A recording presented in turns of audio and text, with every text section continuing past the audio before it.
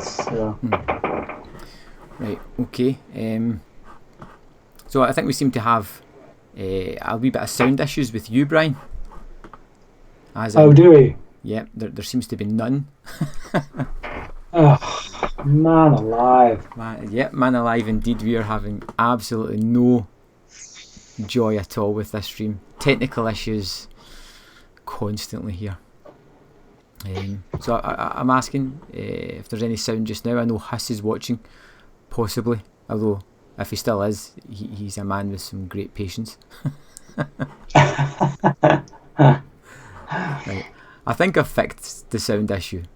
So you're on. Can you hear me? Can anyone hear me? I think a lot of people would love to be able to mute me at times, but can hear him. Right, great. Okay, I haven't a clue where I was, but yeah. We're wrapping up on the franchise. And thanks for watching this video. We'll see. Yeah. So pretty much, let's just sum up part one in the Fast and the Furious franchise. It's basically a Point Break ripoff. It is a Point Break ripoff, absolutely, without doubt. Is it a good Point Break ripoff? Actually, yes, it is, because it takes the blueprint and it doesn't deviate one jot. You know, it's like, so it is essentially the same film. The characters, okay, maybe I didn't like them as much when I first saw this film, but because of the subsequent films, I kind of like them more now. So I'm able to go back and when I first watched this way back when, I'd have given it a 3, like just about a 3 out of 5. These days, I'd actually go to a 4. I really do enjoy it. It's a solid action movie. Point Break's a 5-star film for me, but I'd say this is only just hitting that 4. Right. So. Okay, so I mean, it's a modest success when it comes out. It's got some good points. It's got some bad points. It's perfectly fine of a movie. It's not outstanding, and somehow it gets a sequel. And John Singleton comes in to direct the sequel, who's a fairly well-known director at the time as well. He's done a couple of good movies. And Vin Diesel decides that he's not coming back to the Fast franchise. It's not good enough for him, and so we're stuck with kind of a ramshackle squad of characters. Paul Walker's back, and we get the fantastic title of Too Fast, Too Furious. That's like the chavviest title that you could possibly come up with, certainly back then. I mean, everybody does it now. They all put the number in the title. I can't remember one that did it before this, to be honest. I mean, I know you have films where it says Superman 2, but where you work the number in as if it was one of the words. I'm sure this was the first one that kind of set that trend off, but it was a chavvy thing to do because it's that whole culture of the texting culture, in which people wouldn't, text words. They put numbers because it had shortened things down. Yeah, it was just feeding into that chavvy culture. So it is the weakest of the bunch, I think. I think it is definitely the weakest Fast and the Furious film. However, it is still quite enjoyable. Once you get past the fact that this is never going to be the Citizen Kane of action franchises, there is much to enjoy. I like the relationship between Tyrese Gibson's character and Paul Walker's character. There's some, I think, some good chemistry. Like, this is before they proper turned Tyrese Gibson's character into just an absolute joke in the later films. And I think it's got a good villain as well. If there's one thing that I'd say certainly the first 3 films suffer with, it's a villain that's I think I can't remember the name of the actor. Cole Hauser, yeah. I thought he did a good job as the villain here. And I'm pretty sure this is the only one that was R-rated. Right, okay. I believe it was an 18 over here. I don't know. I could be wrong. Or a 15. I think it was. I don't know. I could just be pulling that out of my Sasquatch, but to be honest, but yeah, I'm sure it was the highest rated one with regards to like violence and that kind of thing. And I think you do see that as a bit more like there's that whole scene where he puts the rat under the bucket on the guy's stomach and gets the blowtorch. Like that's a bit more extreme than you would have in any of the later films because they go for that kind of 12A market now. But yeah. It's fun. It's got a good idea behind it. This whole idea that actually this criminal guy is hiring these street racers because he needs package delivered. So that it makes sense within that framework. They find a good reason to bring Bryan back. And I kind of liked seeing his character come back as opposed to Vin Diesel's character, to be honest, because really his character was the protagonist. I know Vin Diesel is the one that kind of everyone blew up about with that first film. It was like, oh, wasn't Vin Diesel awesome in that film? But it wasn't really his film. Not really. Like the central character is Bryan. He's the one who goes on the journey, who is the protagonist. So again, it's a bit like Point Break in that regard, in the sense that you've got a guy who's a moderate actor taking the lead, and you get a guy who's a bit more charismatic playing the villain that everybody remembers. So, I've got to say, but yeah, so I don't, I kind of disagree a little bit with you because I really like Too Fast, Too Furious. Okay. Because of, well, one that loses Vin Diesel, who I think is one of the less interesting facets of the franchise as a whole. I kind of like Paul Walker's constantly just seems to be having a great time. No matter what situation they're in, he's just always like kind of unaware of the consequences. He's just over in the corner smiling, like this huge big grin. You've got Tyrese Gibson, who I think is hilarious in this movie in particular, who's always hungry. He's always wanting to eat something. He's always doing something. He's just, I just find that partnership is more enjoyable, more fun than the Vin Diesel Paul Walker partnership whenever they're together. Oh yeah. And then you get the nice sunny climate of Miami. You get some of the ridiculous looking cars in this one, and like you said, Cole Hauser, terrific bad guy. The bucket scene is great, but you just feel that there is I don't know, a bad side to this guy. He could turn at any moment. You just feel that you wouldn't want to be around him. Sometimes you get introduced to the bad guys and they have this fake charming sense about them. He doesn't have that. He has this danger constantly, and I feel that's one of the strengths of it. And it's just a fun entry to the series for me. A lot of people say that this is the worst for them, and I personally, it's in the upper half for me. I do wonder if Cole Hauser being in it had anything to do with Vin Diesel not being in it, because I know they worked together on Pitch Black. Yep. I don't know what their relationship was like on that film, but one would assume that either Cole Hauser got the gig because of Vin Diesel, or Vin Diesel turned down the gig because of Cole Hauser. I don't know. That could just be pure speculation and have nothing to do with anything. But it is interesting to note that fact. But yeah, no. I going back to what you said, that's one thing I've noted about Paul Walker throughout this franchise. He has that. It's a very childlike quality when he stands there, and it's like he's got his kind of flopping about and this inane grin on his face, like all the time. It is kind of infectious, I think. But it is. Yeah, it is. Completely. He's just that kind of awkward, but having a great time, and just doesn't care how he comes across. So that's just, everything is fantastic. It's a great disposition, and it does come across.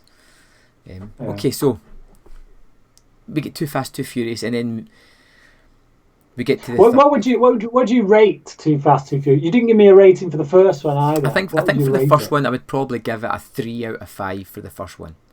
For the second one, I think I'd go for a 4. Really? Yeah, I really Oh my enjoyed Too Fast, goodness. Too Furious. Oh man, It has to. It's got I two don't twos like. in it. Two twos make four. It's sublimable. It's subliminal. It's there. I think way back when this first came out, I'd have agreed with you. I think I liked this one a lot more than the first. But over the years, there's certain things about it that kind of bug me. I don't think John Singleton's a particularly great director, to be honest. I can't think of one film that he's done that I would give any higher than a 3. Um, Although, did he do Dark Blue? I don't. I couldn't say. I couldn't say. Right. Well, if he did do Dark Blue, that's his best film. If he didn't, then he's still not done a great film. There's a few too many sequences in this as well where they do that whole inside the car, light streaming past, looks like a video game, totally unnatural, totally unrealistic, CGI nonsense. It kind of takes me out of the action when it does that. But no, it's enjoyable. It's a fun ride. If I'm going through this franchise, I won't skip it. I'll still stick it on. I do think it's the weakest entry, but I'd still give it a 3 out of 5. Yeah, and it's this is the one that introduces Ludacris as well, isn't it? This character. Yes. Yeah. So we're getting things that we build up. They don't forget about any part of the franchise. They do take parts from each of it and continue building on it as it goes along, which is quite good. Now, you got the first movie, great. We've got the second one, we've lost Vin Diesel. We're moving on to the third one. Now Paul Walker doesn't want to come back.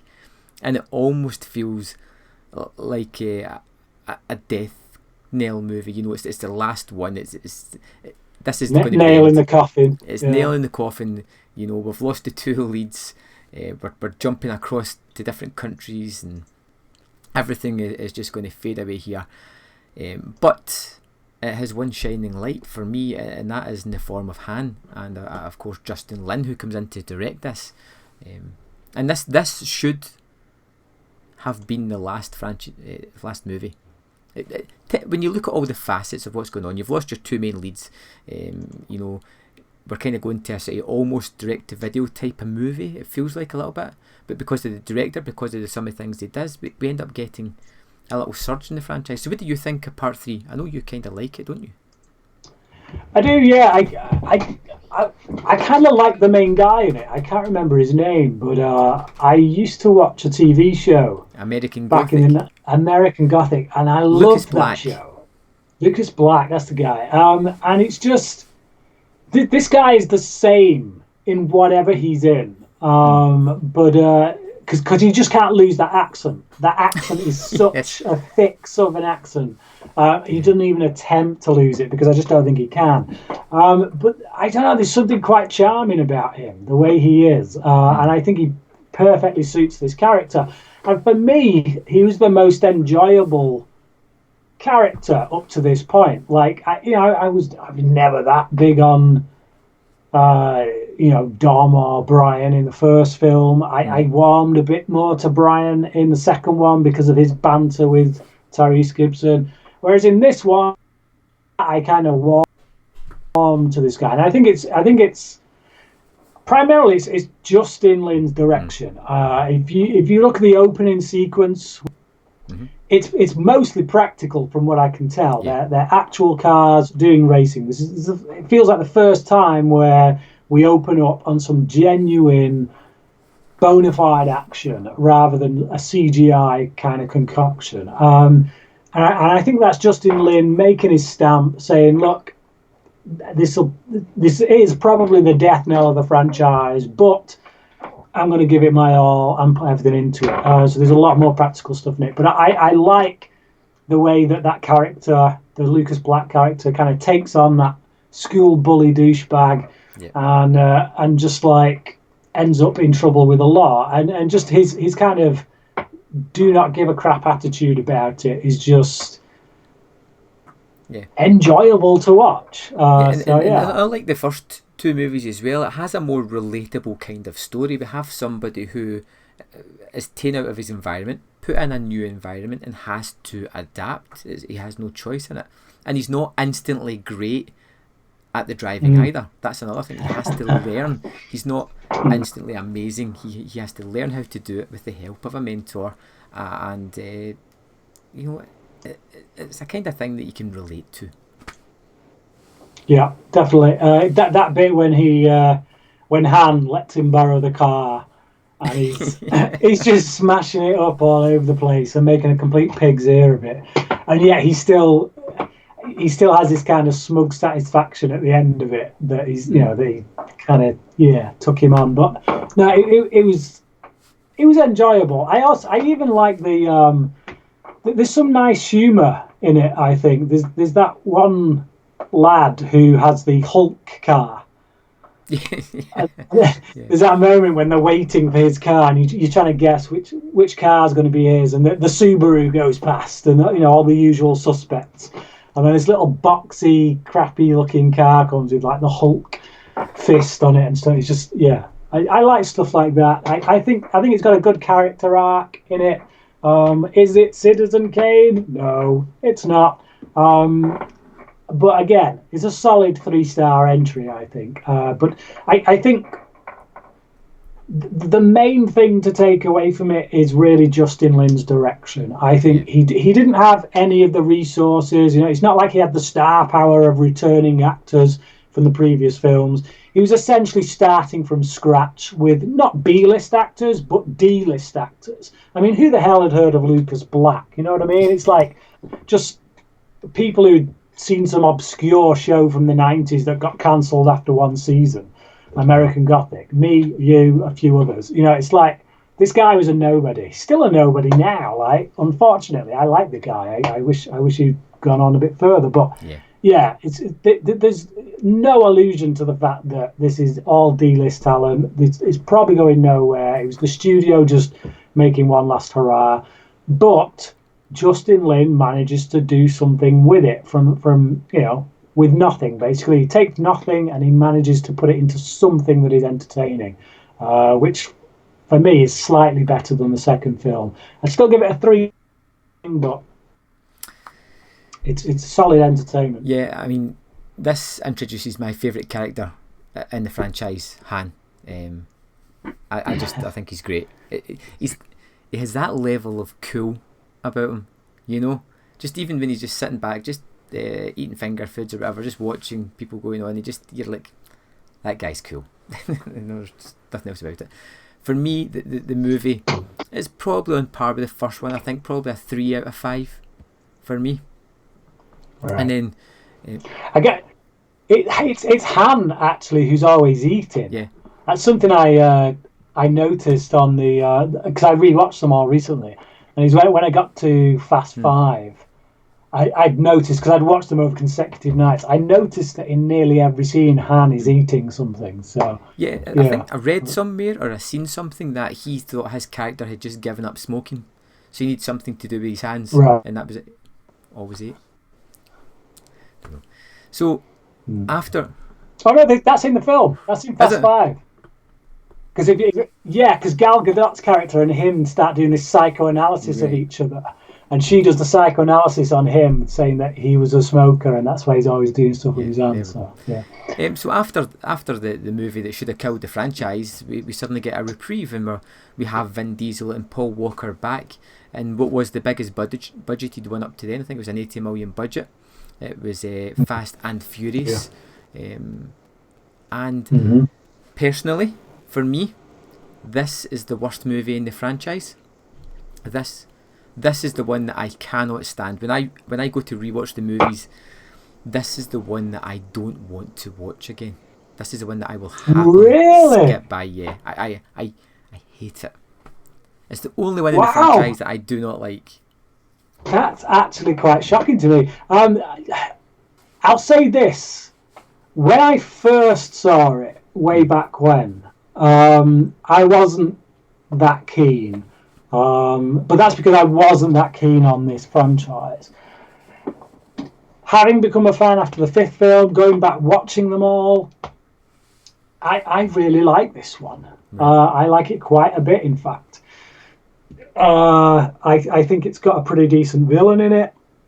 I think the fact that they killed Michelle Rodriguez's character was quite interesting to me, because I've never been a particularly big fan. Yeah. So and I like that kind of, the story was kind of born out of that. It was kind of revenge tale. I like the idea of them all trying to become drivers for this Mexican drug dealer guy in order to get close to him. No, I liked it, and particularly, again, the action sequences by Justin Lin are certainly a step above anything that had come in the first three films. Like the foot chase scene with Paul Walker when they go out through the window. I mean, we see that a lot now, where where someone jumps out of the window and the camera goes through them. We saw that in the Bourne Ultimatum, but they actually did it here before that. As great as those Bourne films are, I love them. They're certainly better than the Fast and the Furious films. But those action beats that we saw in those, we saw them here first. So what Justin Lin's doing with the camera in the action sequences, I think, is quite commendable. I really liked this one. Again, first time I saw it, not so much, but that's because I just didn't care about the characters as much as I do now. But going back and seeing it on in retrospect, I enjoy it. I really do, and I like the tete-a-tete that goes on between Bryan and that other detective guy. Yeah. And there's one point when he punches him and apologizes before, that's in another one. But he punches him because he's a douchebag. But no, it's all good. I like it. What I will say is, there's one really terrible sequence which is right near the end, and it's where they're going through the caves. Yes. And it just looks awful, because obviously you can't really film something of that magnitude in real caves, because you'd really have an accident. It goes out of the realm of believability completely, too much for my liking, and the effects aren't great. So yeah, that for me is the biggest damp squib. Yeah. Other than that, really. It's the driving scenes, particularly in the tunnels, that just feel off to me, completely off. I'm not keen on Braga, the bad guy. Just something about him. I'm not keen. But whenever I think of the movie, I think of those really horrible driving sequences as they go through the tunnels. That just, like you said, they don't look realistic, and I think that's one thing that the series has always done. It's always had a certain sense of practical nature about it. Yeah. And it just doesn't sit right with me at all. For me, but that's like, but you're talking like a 5-minute sequence in a 2-hour movie, and there's so many other really greatly handled action sequences in it. I think it's just one of those ones that I find a real slog to get through. It doesn't seem to have that kind of breezy fun element that a lot of the other ones have. It feels as if it's taking the story a little bit too serious for what these guys really they are. Yeah, I could buy that. I could understand that, I think. And what I like most about the franchise as a whole is the camaraderie, the fun, the banter, the interrelationships, and how they all relate, and the kind of nudge, wink, wink that they have with each other. This one's a little bit too serious for me, and that's why it kind of goes to the bottom of the pile. Right. So, I mean, for me, be generous and say 2.5 out of 5. Okay. I'd say 3.5 out of 5. Right.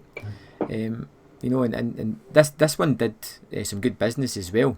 Part 4 made some good money, and then obviously they had the bigger budget for Fast 5, which I think we can all agree was a watershed moment for the franchise. Big time. It took things exponentially above and beyond what we expected and created just an absolutely behemoth of a franchise. It's a terrific movie full of practical effects, really building in the character. The best thing it does for me, creates this amazing heist sensibility. I love heist movies. You get that at the end, and you got all these various characters that we've met throughout various installments together for once. Some kind of super group of drag racers. Yeah, it's really I do think it's a testament to Justin Lin as director. I think he was given a dying franchise with Tokyo Drift. he proved himself as, you know, as someone the studio could trust. So that was enough to bring back the main stars for Fast and Furious.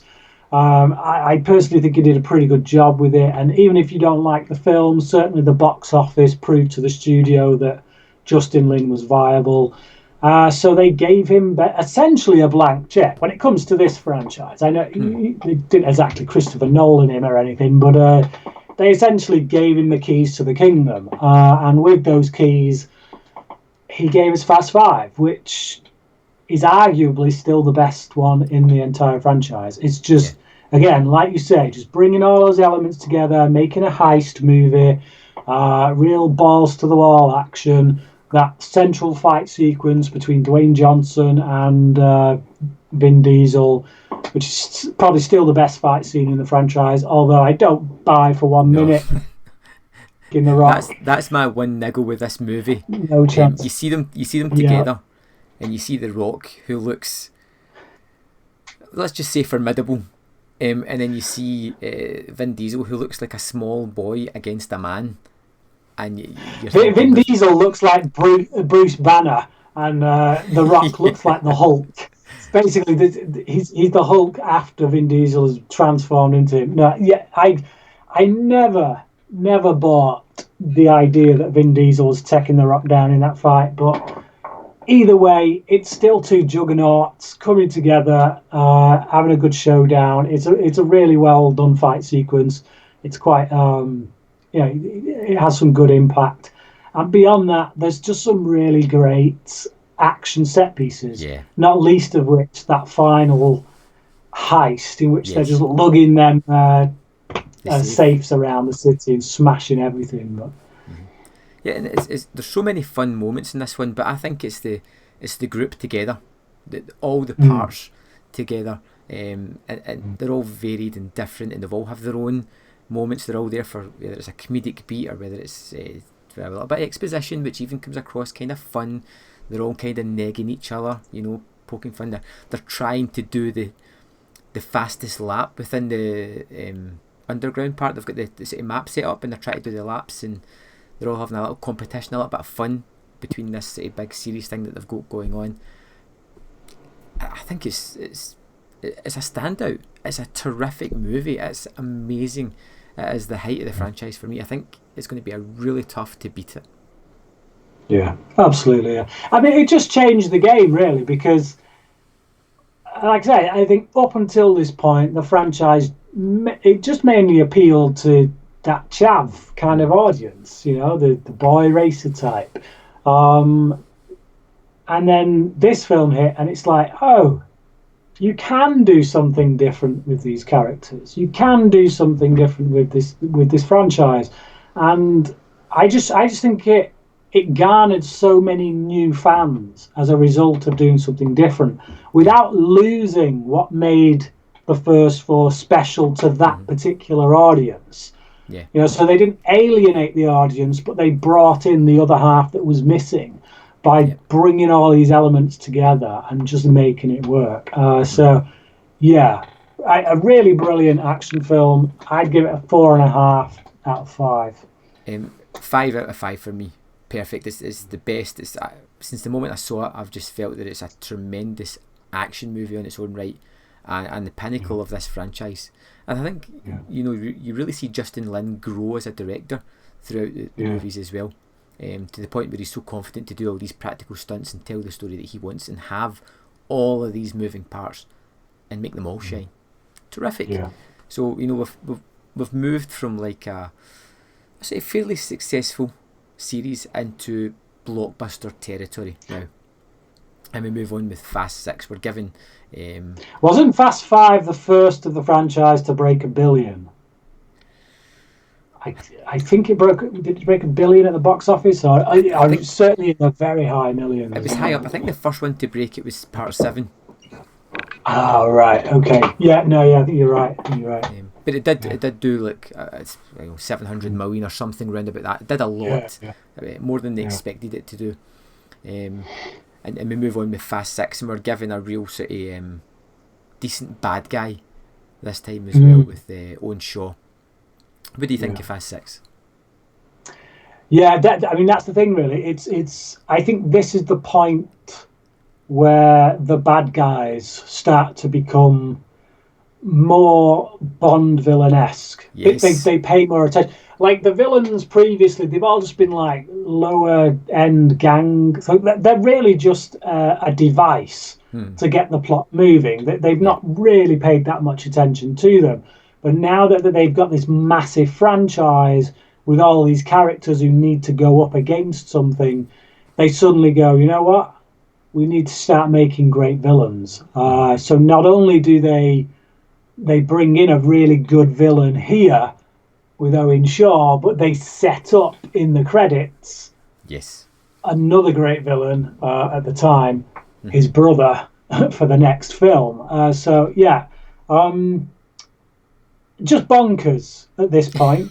Yes. We we come off the back of Fast Five. We come into this not really knowing what we're going to get. Are we going to No. go back to street level stuff, or are we going to keep that turned up to 11 thing going?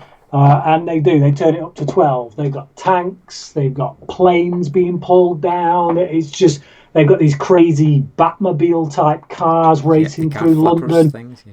The car flippers. Yeah, it's really good stuff. And they bring in Gina Carano, who's just absolutely badass. I love Gina Carano.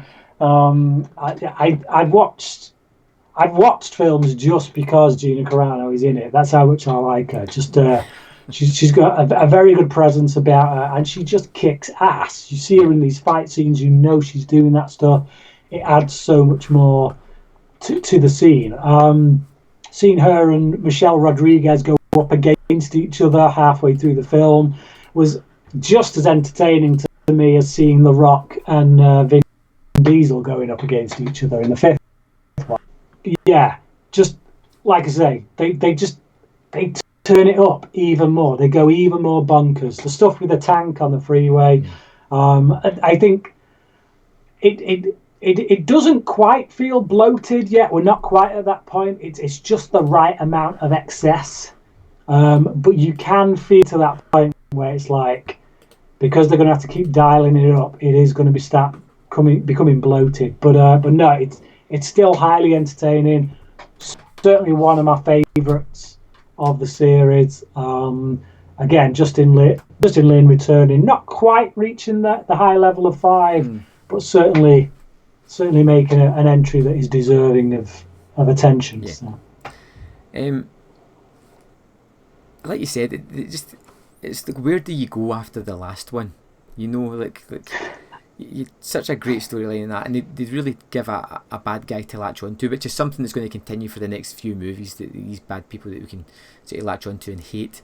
This is a global terrorist, and this is the point where you start having to just discount logic. Yeah. What we're going to do? We've got a global terrorist. Who will we call? Drag racers. These are the ones that are going to save the day. They'll save the planet. 1/4 mile at a time. They're going to do it. It's like, how did we get to this point? How did we get from people robbing trucks and doing illegal street racing to taking down tanks, taking down military aircraft, it's a big leap. It's a really big leap. And we think it's ridiculous now. Wait till we get to part 7. My goodness. But the thing is you go with it. Like you can laugh at it, you can poke fun at it, but you're just like, yeah, okay, seems plausible. You just you can go with them as they do their thing, and I think it's kind of great that you're willing to go with it. And I think one of the best things that this does, and I hate it at the same time for it, is nobody's safe. There's a couple of people safe, but characters that you love, that you've seen in several movies, can and will perish during this, which is something I really do hate, but I admire at the same time that they have the willingness to do this. Yeah. I mean, it's no one. I mean, I don't know. I think watching them again recently, I did have a little bit more affection for Gal Gadot's character. When you watch them back to back kind of thing over a few nights, and you're getting that kind of, you know, the whole story kind of thing. You do get a bit more affection for these side characters. But I remember when I first saw part 6, when she copped it, it was kind of like, oh, there she goes.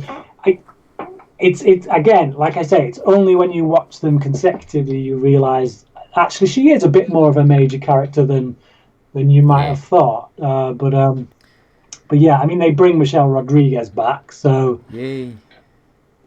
There's that. but that's the thing, like, you're reeling, you've got that bad, the sucker punch of losing that character, and you're like, oh, because you know that her and Han are really together, but we've still got Han, you know, we've not got to Tokyo Drift yet, and then you get that bloody end credits where they rob us of one of my favourite characters. But then the intro. But I like how they tie it in, though. I like that suddenly Tokyo Drift, this film that was kind of the odd one out in the franchise, was kind of the where does it sit film, suddenly has a place. It suddenly becomes Fast and the Furious 6.5.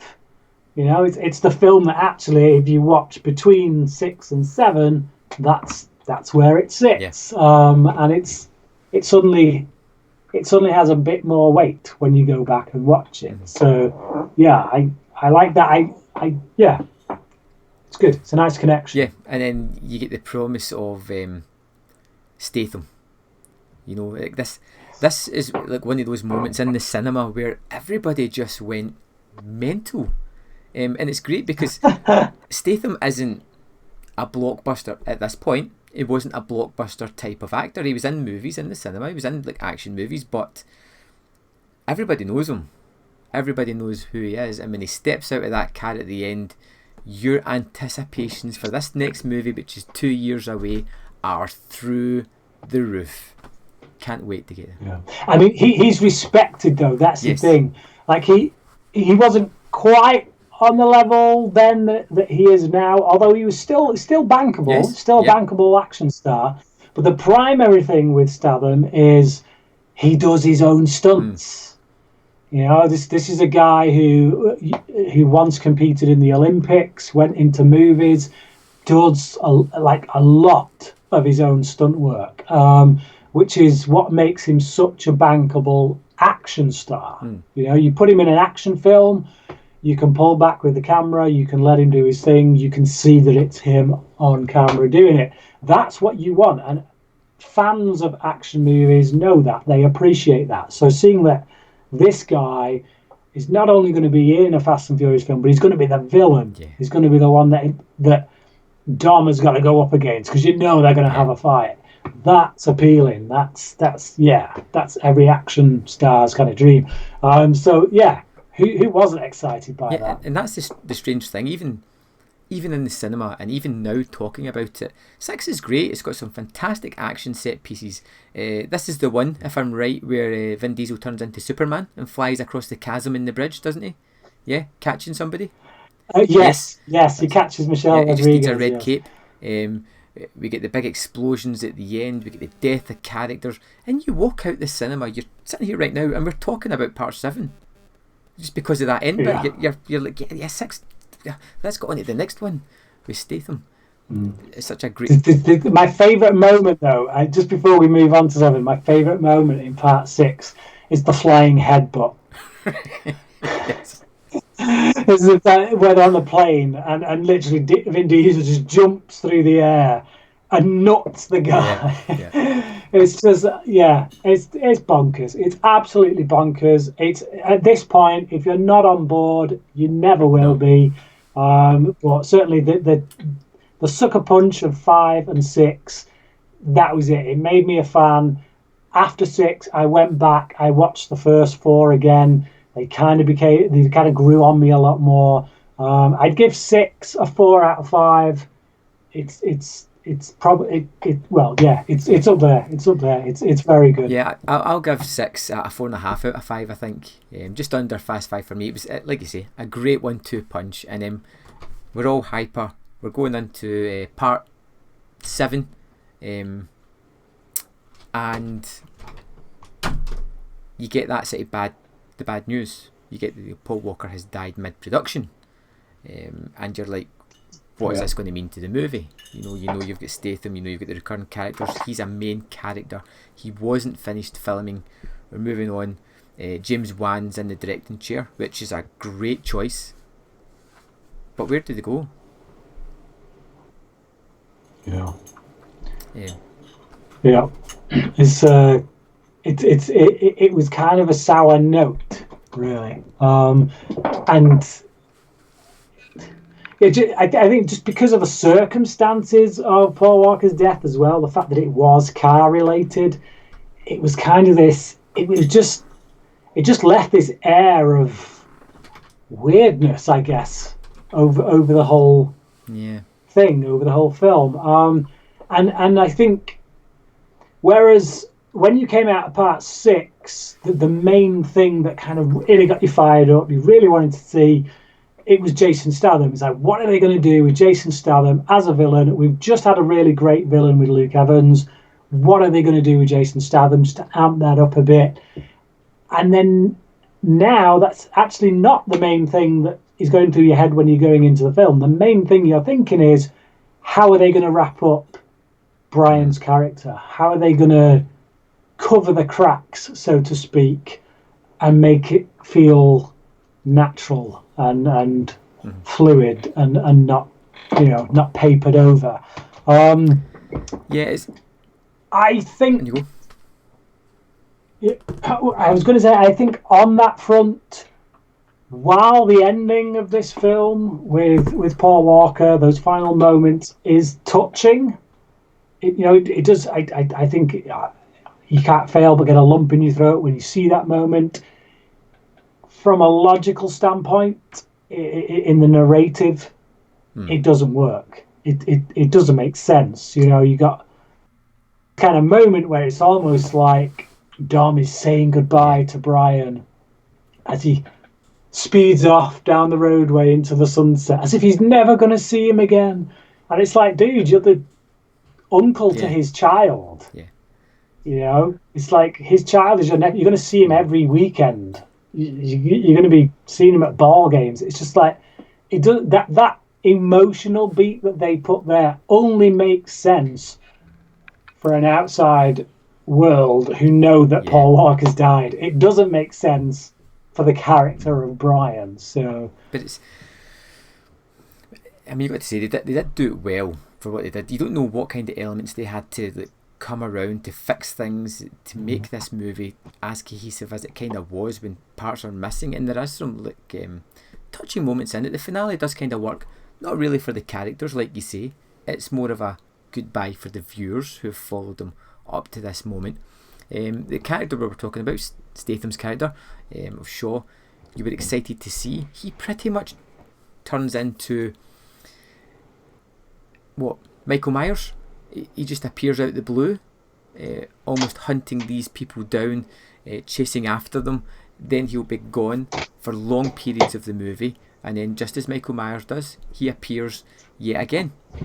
It's one of those things that's, I think they kind of lost the power they had with Statham. He's still there and he's still a force to be reckoned with, but he seems to be forgotten about for long periods of time, and there's no rationale as to why he's appeared where they are. They go to do a covert mission where they're dropping out of a plane in cars, and then suddenly he's just there, and you're like, how? Why? This is the one where, when I watched it in the cinema, I just loved it because it was so over the top, so bonkers. Like they knew what they were at this point. They knew what they could get away with, and they knew that the audience wanted that. So they spoon fed it. But watching it again recently, it is, of all the films, it is the one that feels most bloated. It feels like there are too many elements going on, and it needed to be pared down a bit. It needed to be this story in which Statham's character was going round, taking each of them out one by one, and that's it. That's all it should have been. All the stuff with the God's Eye should not have been in this film. The hacker, the woman who Ramses. created God's Eye, shouldn't have been in this film.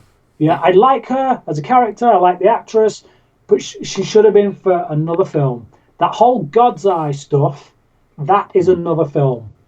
What we should have had here was maybe an hour and a half, hour and 40-minute long film, just really well paced, really scaled back with regards to the story elements. Just this revenge flick in which Statham is hunting them one by one. Because that first half hour, when he challenges The Rock, takes him down, takes out the others, all that stuff, it's really badass. And he's an awesome villain. And then you've got the bit when Dom chases him down, and then they're head to head and they smash into each other, and it's like, and then Mr. Nobody steps in, and it's like, again, Mr. Nobody shouldn't have been in this film. If we hadn't have had the God's Eye stuff, there'd have been no reason to have Mr. Nobody in the film. You should have saved it for another one. So yeah, for me, bit too bloated. I still like it, still having immense fun with it, but I think that desire to keep the heist element in that they kind of set up with the previous two, coupled with a great villain and all that stuff, it all adds up to what is ultimately quite a bloated. I mean, there's one part you didn't mention, but there's a moment where Brian goes away to go to jail to talk to Braga, and it's literally no point. They discover no information that they couldn't have got any other ways. It's just, I think it's just there to give him more screen time, more than anything, but it's not required within the movie. But then the movie does have good action set pieces as well. We have the scene in Dubai where the cars are driving from one building to the next. We get the skydiving cars, which are kind of fun. We get is this the one with the... No, I think that's part 8 actually. Thinking of the cars coming out the windows, but that's part 8. But it has some good moments, but it's not as clean cut as the previous two. But I think they've got an excuse to that. I think they do have a good get out clause as to why it's not as good, And I think considering the circumstances that they had, I think they did remarkably well making it as well as they did. Yeah. So anything else? I do think that excuse only stretches so far, because you can tell that Paul Walker is in a lot of these scenes, so they were there before he died. I do feel like the overall story, all the God's Eye stuff, the Mr. Nobody stuff, the going abroad, and that was all there before. I don't think that's something that they had to create in order to get around losing Paul Walker. So I do think, with or without Paul Walker's death, this would have been a bloated film. So yeah, I get the impact that it's had, particularly on that ending, but I think some people maybe overestimate the impact it's had with regards to the rest of the film. So we move on to Fate of the Furious, F8. Well, what would you give 7? Oh, 7. What would you give 7? I would probably give it... I'm going to be generous, say a 4. I do enjoy it, to a certain extent. Okay. It could be my Statham bump. How about yourself, Brian? Yeah, I'd give it a 3.5. Like I said, it is bloated, but I have a blast with it. It's just because it's just so over the top. But yeah, there you go. Cool. So, Fate of the Furious, we have Charlize Theron as the bad guy, who's always really good bad guy. Yeah, she's always good. You get an actors with a little bit of class. As a bad guy, they tend to shine. We get a load of the characters back yet again. Of course, we get ridiculousness. This is becoming part and parcel with the franchise. Any kind of movie that you have where The Rock punches a torpedo, you've got to kind of admire.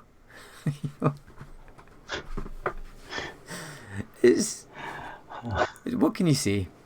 One thing I will add that we've not really talked about is the great way in which the bad guys, these people with revenge on their mind. They can suddenly go from one movie to being their worst enemies to being their best allies in the next movie. You know, which it's my biggest bugbear and complaint about Fast 8. It just, because Statham was such a badass in Part 7, and he did some pretty heinous stuff. You know, he killed Han. This was a guy that had been with them for 2 movies, and he killed him. He tried to kill them. You know, he nearly killed Brian's child when he set that bomb off at the house. You know, they are too forgiving with this guy. Yeah. When he shows up at the end for the family meal, like he's part of the team, I do not buy that for a second. Not for a second. That's ridiculous. You're asking far too much there to yeah. It's ridiculous. I mean, is it more ridiculous than them outrunning a sub? It's crazy. It's crazy. But again, we do have the familiar tropes. We've got the gang together. We've got the crazy action set pieces right from the start. This one's got some noticeable ones. We've got the drag race at the start, which is just a bit of fun. When the car's on fire, he has to drive it backwards. You know, we've all been there. You get the one where the cars, the automated cars, which is a nice idea. Didn't realise there was that many automated cars out there, run by computers, but they're all coming flying out the windows. We get the big, massive finale with the submarine. All these scenes I really enjoy. We get bad Vin Diesel, which never really bought that from the start anyway, did we? You know, even the trailers, nobody was buying that.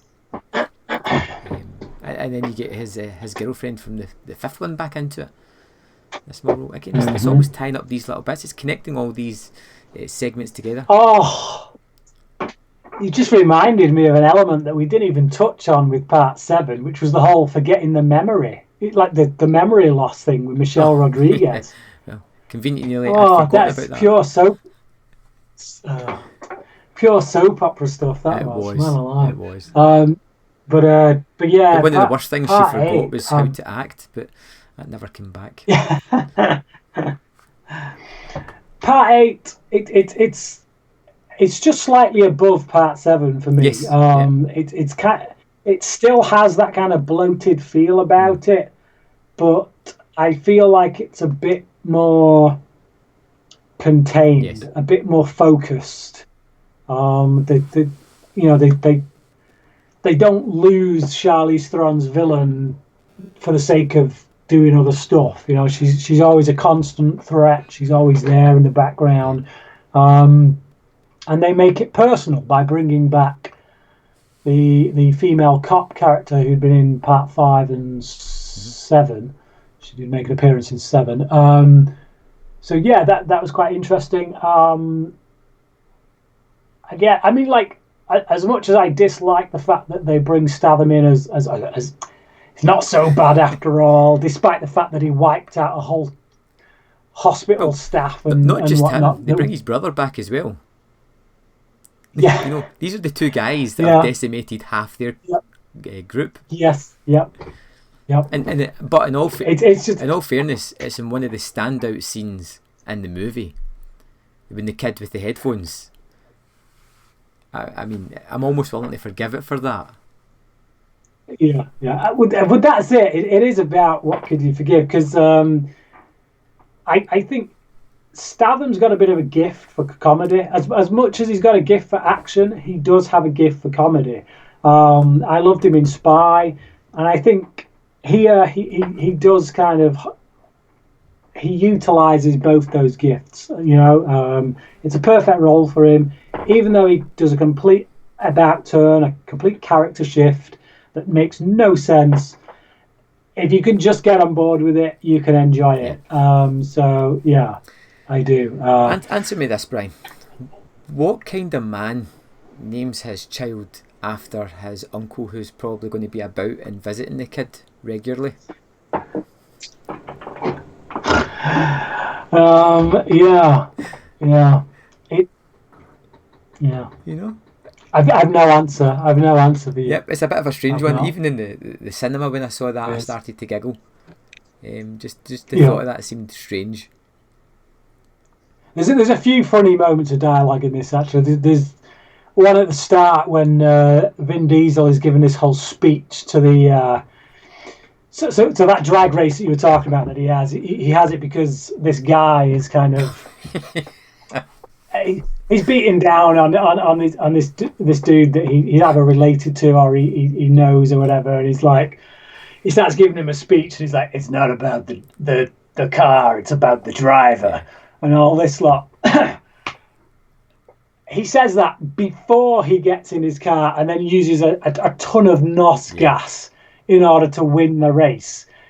This is the guy who said it's about the driving, it's not about the car, it's not about what's under the hood, and then proceeds to win the race by using his NOS gas. He's got a great line after it as well, where he's like, it's not about winning his car, it's about winning his respect. You're like, ooh, okay. Oh man, yeah, it's a really cheesy ass moment, but it does have a payoff. It is there to have this whole thing where that character is then used to help them out later on in the film. He's nobody else. He has to call in this guy who hopefully got his respect from Cuba to come over to lift a bonnet of a car. It's something that only he's got the ability to do. But again, it's fun. Logic has departed the series by this point, and as viewers, we don't care either. That's the thing. You just don't care about it. And I think that's because the franchise knows what it is. This is the thing. It always has that knowing wink to the audience that we jumped the shark ages ago. Yeah. And at some point in this franchise, I wouldn't be surprised if we have Vin Diesel jumping a shark, just as a nod to the audience. They know exactly what they're doing. They know what they've got here. This isn't a serious franchise. This isn't something to be taken as, the pinnacle of action. It's not Mission Impossible. It's the antithesis to that. It's like if you want to invest in that kind of film, but you don't care about serious storytelling, this is the franchise for you. It's a switch your brain off at the door kind of. It's a popcorn series, blockbuster, and all the better for it. Yes, absolutely. It's great, and I'm looking forward to Part 9, which I know nothing about, but I know that's coming next year. And so, what would you give Part 8? I'd probably, I'd give it a 4, leaning at a say high 4. Right. Okay. I give it a 3.5. Just like Furious 7. It's a bit better. Yeah. But they're kind of about even. But so we know next year we're going to get Fast 9. But this year we got the Fast and the Furious presents Hobbs and Shaw. Primarily because of their relationship within the previous two movies, where their banter was terrific. Seeing them interact or fight was terrific. So, I was kind of hyped going into Hobbs and Shaw. I don't know about yourself. What? I was, yeah. This was on my 10 most anticipated for the year. It's just that's how. That's the turnaround this franchise has had. It's gone from a series that it's like whatever, to literally being on my most anticipated watch of the year list. It is because I know what I'm getting. Yep. It's like that product in the supermarket. When you see the packaging, you know exactly what you're getting, and that's what you get with this franchise. It's when you see that trailer come out, when you see the poster, you don't even need to see the trailer. You just see the name. Great, I'm going to go and watch it because I know what I'm getting. I'm getting balls to the wall action.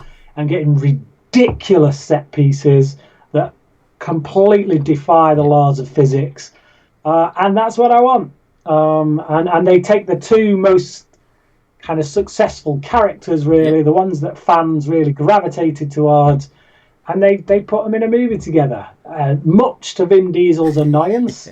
But hey, tough, you know. I'll tell you, the one thing that sold me on the trailer was when you hear the line about Idris Elba having bulletproof skin. Yep, that was it for me. That's the kind of logic jumps that I want in these movies. I was like, that makes zero sense. I love it. I want to see it. Yeah. And again, we get it's science fiction. It is. It's a science fiction movie. Yeah, and it's like it's not just like an action film with a bit of science fiction in it. It's literally a sci-fi movie. This guy is the Terminator. He's like cybernetic. This is the thing. How much do we talk about this in case people haven't seen it? Do we? Well, I think a lot of that is in the trailer, to be honest. But I'd say from here on out, expect spoilers. Because I was surprised with just how much Idris Elba's character was mechanical.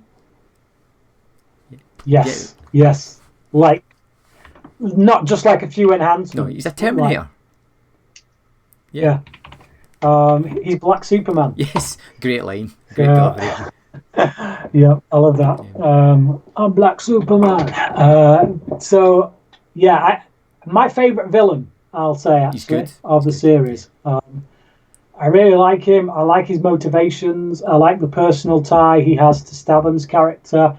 And, yeah, it's just, I like that final fight sequence in which they have to kind of work together. Double team. One has to distract while the other one... And again, like, I mean, you know me, I'm the big sci-fi nut. I love science fiction, and for me, all the best science fiction movies, they deal with this idea of what does it mean to be human. You know, you look at films like Blade Runner and that kind of thing. They ask those questions: what is human? What does it mean to be human? What would happen to humanity when you replace them with cybernetic?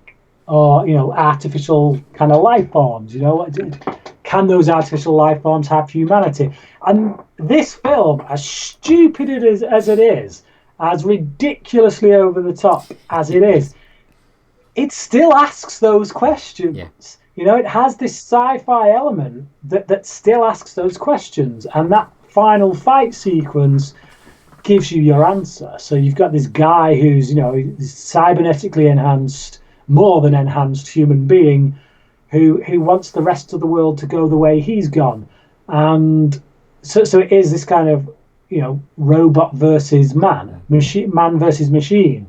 And the answer is, well, actually, when man sticks together, he will always be more effective than a machine. There's your answer. It's just, so, yeah, it is sci-fi. It's totally unexpected. It's absolutely 200 degrees far removed from the original film, but hey ho, I loved it. There's two things in particular that I walked out the movie really loving. One is the chase sequence that's set in London, which is actually filmed in Glasgow, and takes us on a tour of every Greggs in the city, which was hilarious. If you see it again, Brian, you'll notice it. All these Greggs keep appearing. And the second thing is, I went into this movie for The Rock, to see Statham, a little bit of Idris Elba as well, because I like that guy as well, and I walked out a super fan of Vanessa Kirby, who for me steals the movie and is amazing. I want her in the next Fast and the Furious movie. She is amazing, can handle herself. I loved her fight scene against The Rock. I loved her fight scenes in general, wherever she was kicking ass, because she was just terrific. I don't know about you, but I thought she was a wonderful addition to this movie. I think she's clearly going to get her own spin-off movie because they're going to do, you know, Fast and Furious 9, Fast and Furious 10, and I think they'll do like Star Wars. In between, they'll have Fast and Furious Presents, and they can just do spin-offs, and she'll clearly get one. I mean, they all but set that up really in this film with with those characters. But yeah, absolutely, for a standalone movie with her. Yeah, it's pretty good. If you haven't seen Hobbs and Shaw, I'd say it's it's a popcorn blockbuster. It doesn't pretend to be anything too intellectual. It's just fun and entertaining. What did you give out of 5 out of curiosity, Brian? I gave it a 3.5, but I think on a second watch that could very well go up to a 4. That tends to be the case with these films, is that second watch either makes me go up or down. Like Furious 8, that was probably my least favourite when I saw it the first time around, but then when I watched it on second watch, I don't know, it just translated better on a smaller screen, and it's gone up quite a bit in my estimation. Yeah, I was exactly the same. 3.5 when I walked out of this. Again, just a quick question for you. Why, during the big climactic battle, did The Rock have to stop to put a t-shirt on?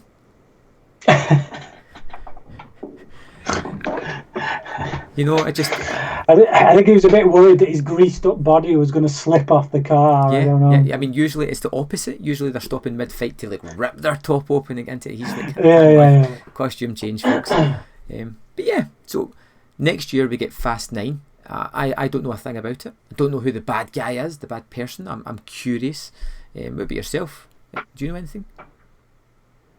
I've not got a clue. I'm just reading this comment here by Dennis that says Tyrese and Ludacris were offered a spin-off too, but because they wanted to only be the family. One of the main reasons Tyrese is so upset with The Rock now.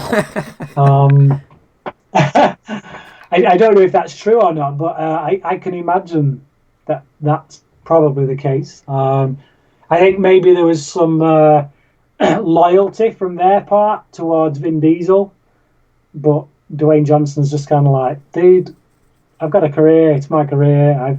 I'm not beholden to you. I'll go and do my film. So, plus, let's face it, Dwayne Johnson is a bigger star than Vin Diesel. Oh, which I mean, even when they did Fast 5, he was coming into that as he was the draw, you know. So I think Vin Diesel had some kind of illusions or delusions about what his place was really in the universe when he made these. But there you go. Yeah. I don't know a thing about Fast 9, and to be honest, I don't really care. I'm going to go and see it regardless. I'd be a little disappointed. I think The Rock's not going to be in it, which is unfortunate. I doubt Shaw is going to be in it either. But yeah, I'm going to go and see it. I'm probably going to enjoy the heck out of it. It's just one of those things. I have heard talk actually that they're going to bring Paul Walker's brother in to play Bryan. Right, okay. So I there's been talk of that. I don't know if that's been decided yet, but I'd be up for that. I mean, yeah. I know the scenes on the beach at the end of Furious 7 when he's throwing the child up. Yeah. That was apparently Paul Walker's brother. So yeah. But, so all in all, I think the franchise is pretty solid. It's got some really strong, entertaining moments. It's the kind of movie the kind of movies that I can just throw on and enjoy the heck out of it. Yeah, just reading some of these comments, there seems to be some people that didn't know. Yeah. Know a lot about the Fast franchise. I'm going to have to go on and check out Tyrese Gibson's Twitter, because from the sound of it, he's really spoken out against The Rock doing this film. But it's just like, get a grip, you know? Come on. Yeah. I mean, to be honest, surely they can still be family in the main movies and have their little side projects, no? Yeah. It's not like they're never going to make another Vin Diesel Fast and Furious just because they've done a spin-off with Dwayne Johnson. But yeah, anyway. There we have it. Okay. So just quickly, Brian, favourite and worst? Favourite, Fast 5. Worst, although I still enjoy it, I still like it, is Too Fast, Too Furious. Okay, my favourite's Fast 5. My worst, and one that the only one I don't like, Fast and Furious, the fourth entry in the series. When was the last time you watched it? Before Part 7 came out, I think. Yeah, or before Part 6, one of them. Give it another go, but just pay attention to everything but the cave sequences. Just rate it on everything else that's going on. I'll try, Brian. I'll try. Okay. Thanks for joining us for our Fast and the Furious takedown video. I will see you next time. Don't forget, if you haven't already done so, Subscribe to Bryan Lomax. He's fantastic. I know I do. I watch all these videos. I watch them repeatedly. I think you should do as well. If there's any ads in the videos, click them. Subscribe to everything that he's on. The guy's a star, up and comer. Thanks for watching, and we'll see you next time on Man vs. Film.